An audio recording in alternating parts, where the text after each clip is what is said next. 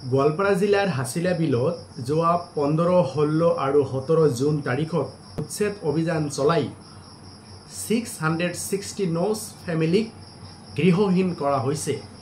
এই সন্দৰ্ভত অসমৰ মুখ্যমন্ত্ৰী মাননীয় হিমন্ত বিশ্ব শৰ্মা ডাঙৰীয়াই এটা মত প্ৰকাশ কৰিছে যে হাছিলা বিলত উচ্ছেদ অভিযান চলোৱাৰ ইচ্ছা নাছিল যদিও বিধায়ক A.K. ৰছিদ আলমৰ দম্ভালি আৰু চেলেঞ্জৰ বাবে উচ্ছেদ অভিযান চলোৱা হয়।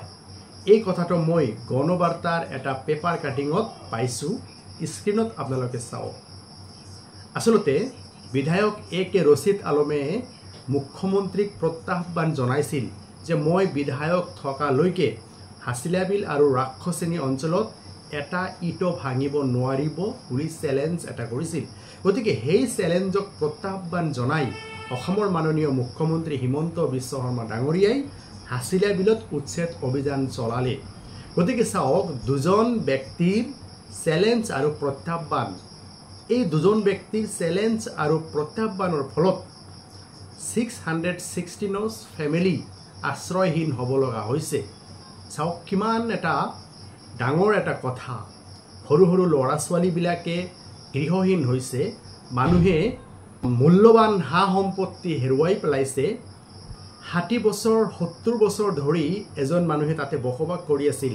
সেই মানুহবিলাকে গৃহহীন হৈ ৰদ বৰষুণৰ মাজত তিতি আছে, গৰমত দহি আছে, শিক্ষাৰ অধিকাৰৰ পৰা বঞ্চিত হৈছে, সম্পত্তিৰ অধিকাৰৰ পৰা বঞ্চিত হৈছে।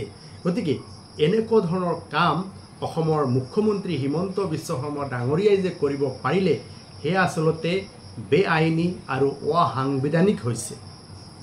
গতিকে ভাৰতীয় সংবিধানৰ দুটা আৰ্টিকেল ইয়াতে ভংগ কৰা হৈছে, আৰ্টিকেল 21 আৰু আৰ্টিকেল 300A। গতিকে মাননীয় মুখ্যমন্ত্ৰী ডাঙৰীয়াই আচলতে এনেকুৱা ধৰণৰ কাম কৰিব নালাগিছিল।